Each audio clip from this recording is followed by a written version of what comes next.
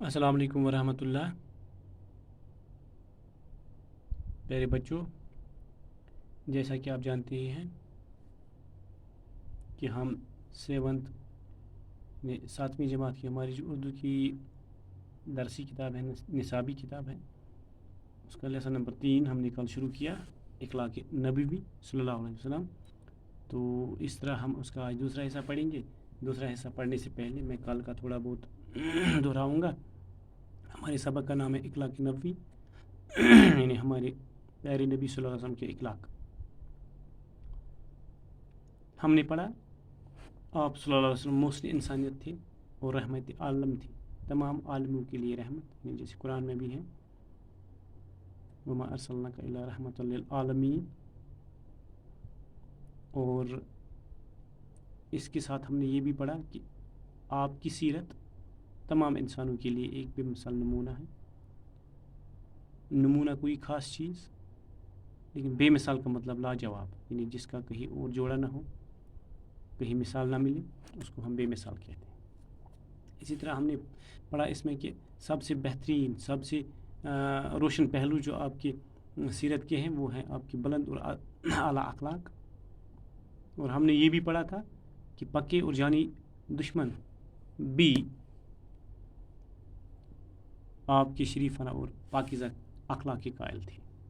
قائل کا مطلب تسلیم کرنا، یعنی وہ لوگ جو جانی دشمن بھی تھے، پکے مخالف بھی تھے، وہ بھی اس بات کو تسلیم کرتے تھے کہ آپ صلی اللہ علیہ وسلم شریفانہ اور پاکیزہ اخلاق کے مالک ہیں۔ ہم نے یہ بھی پڑھا کہ آپ صلی اللہ علیہ وسلم بہت ہی نرم مزاج تھے، درد مندی، تحمل، بردباری، درگزر، یہ سب آپ کی خاص خصوصیاتیں تھیں، خاص صفات تھیں۔ آپ کے مزاج میں سختی بالکل نہیں تھی۔ اس طرح ہم نے پڑھا تھا کہ کوئی برا کلمہ ان کے منہ سے نہیں نکلتا تھا، کسی کو برا بھلا نہیں کہتے تھے، عیب گوئی نہیں کرتے تھے، برائی کرنے والوں کے ساتھ بھی برائی نہیں کرتے تھے، کوئی بات ناپسند ہوتی تو درگزر فرماتے تھے، ذاتی معاملات میں بھی کبھی آپ نے غصہ نہیں کیا اور کسی سے کوئی انتقام نہیں لیا۔ تو آج ہم تھوڑا آگے بڑھیں گے اور یہاں پہ پیج نمبر 21 پہ آپ کو پیج نمبر 21 جو ہے وہ نکالنا ہے۔ یہاں پہ میں پڑھوں گا، آپ کے عظیم اور اعلیٰ اخلاق کے واقعات کا گلدستہ اتنا خوش نما ہے کہ جہاں سے چاہیے پھول چن لیجیے، یہاں چند واقعات کا ذکر ہے۔ جن لوگوں کے شر اور ظلم کی وجہ سے آپ کو مکہ معظمہ سے ہجرت کر کے مدینہ منورہ جانا پڑا تھا، فتح مکہ کے بعد آپ نے ان کو معاف فرما دیا اور کوئی بدلہ نہ دیا۔ اس طرح دوسرا واقعہ یہاں پہ لکھا ہے، ایک مرتبہ ایک منافق نے قتل کرنے کے ارادے سے آپ پر حملہ کیا، لیکن وہ کامیاب نہ ہو سکا، حضور نے اس کو بھی معاف فرما دیا۔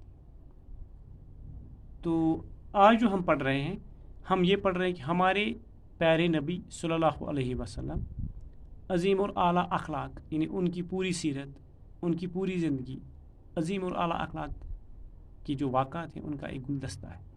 گلدستہ کا مطلب پھولوں کا گچھا، یعنی جب پھولوں کا گچھا تو جہاں سے چاہیے آپ چنو تو پھول ہی چنے گے آپ، تو جہاں سے چاہو اٹھاؤ تو پھول ہی ہاتھ میں آئے گا۔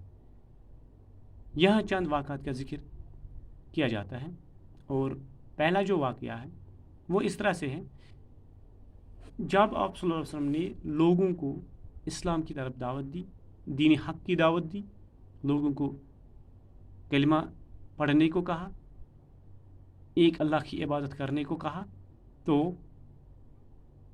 لوگوں نے واپس آپ صلی اللہ علیہ وسلم پہ شر اور ظلم کیے۔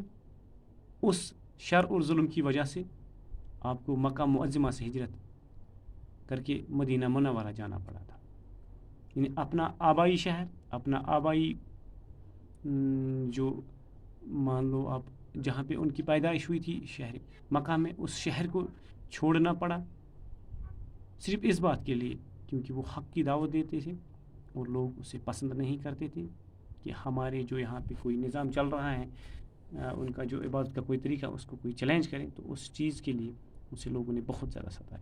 لیکن فتح مکہ کے بعد ایک وقت آیا جب مسلمانوں کی تعداد اور طاقت بڑھتی گئی تو فتح مکہ ہو گئی، یعنی مسلمانوں نے مکہ فتح حاصل کی، اور اس کے بعد ان سارے لوگوں کو جنہوں نے پہلے شر کیے تھے، ظلم کیے تھے، ان کو معاف فرما دیا اور کوئی بدلہ کسی سے نہیں لیا۔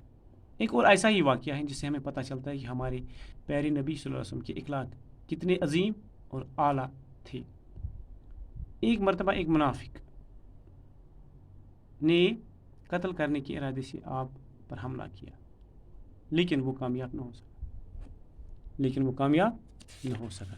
پیارے بچوں، آپ سے یہ درخواست ہے، یہ جو پیج نمبر 24 ہے اس پہ الفاظ جو لکھے ہوئے ہیں ان کو یاد کرنا ہے۔ جیسے ہم نے ادھر پڑھا منافق کا مطلب ریاکار، نفاق رکھنے والا، دل میں کچھ اور زبان پہ کچھ، یعنی جس کی زبان کچھ اور ہو اور دل میں کچھ اور ہو، ایسے آدمی کو منافق کہتے ہیں۔ اس طرح ایک منافق آیا، اس نے قتل کرنے کے ارادے سے آپ پہ حملہ کیا، لیکن وہ کامیاب نہ ہو سکا۔ اب جب کہ کامیاب نہ ہو سکا تو آپ صلی اللہ علیہ وسلم نے کیا کیا؟ آپ صلی اللہ علیہ وسلم نے اس کو بھی معاف کر دیا۔ تو آج کا حصہ جو ہے مکمل ہوتا ہے۔ خدا حافظ، انشاءاللہ کل پھر ملیں گے اسی لیسن سے۔ ایک اور حصہ جو اس کا ہوگا آپ کے لیے پیش ہوگا۔ تب تک لیے خدا حافظ، فی امان اللہ۔